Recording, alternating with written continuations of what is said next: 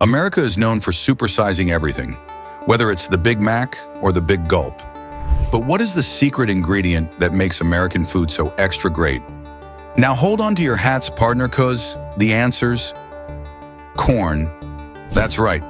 Corn is the secret ingredient found in almost all foods consumed in the United States. The good old corn, or rather high fructose corn syrup, aka HFCS, to be exact. Now, before we get into what HFCS is, why don't you give the subscribe button some sugar and be seated in the front row for the sweetest of content from YouCurious? Now, what is high fructose corn syrup, you ask? Well, it's a sweetener made from corn flour that's high in fructose. HFCS is made from good old cornstarch broken down into glucose molecules. Enzymes are then added to convert some of the glucose into fructose.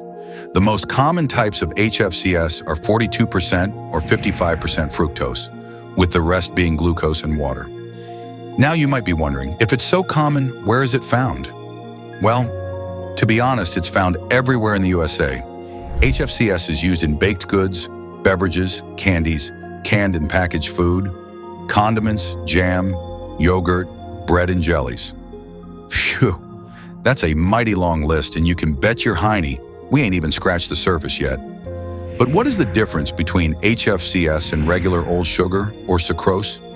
Well, the primary difference between sucrose and the common forms of HFCS is that HFCS contains water and has no bond of enzymes, while sugar has a special bond between fructose and glucose that breaks down when it comes in contact with stomach acids. In short, sugar needs our guts, while HFCS does not. But the reason why fructose, well, the HFCS kind is more popular in American food is simple. Ding, ding, ding. It's plain and easy. High fructose corn syrup is cheaper than sugar, has a longer shelf life, and enhances flavor. It's also more stable and consistent, especially in acidic foods and drinks. Cheap, sweet, and delicious. What more could you want? And that's why high fructose corn syrup jumped from 1% of sweeteners in the US in the 1970s to 42% by 2004. In 2008, this jumped to 54.7 grams, about 10.2% of total daily calories. The number was even higher in teenagers, 72.8 grams per day. It's not surprising, though, that you can find HFCS in almost all the popular American food brands, regardless of some of the health concerns associated with it, which include fatty liver, insulin resistance, high blood sugar, and increased risk of type 2 diabetes. Interesting fact, folks, HFCS is a common ingredient in popular brands like Coca-Cola, Pepsi, McDonald's, and even Quaker Chewy granola bars. Yeah, that one made our heads spin too. Seriously, in granola bars?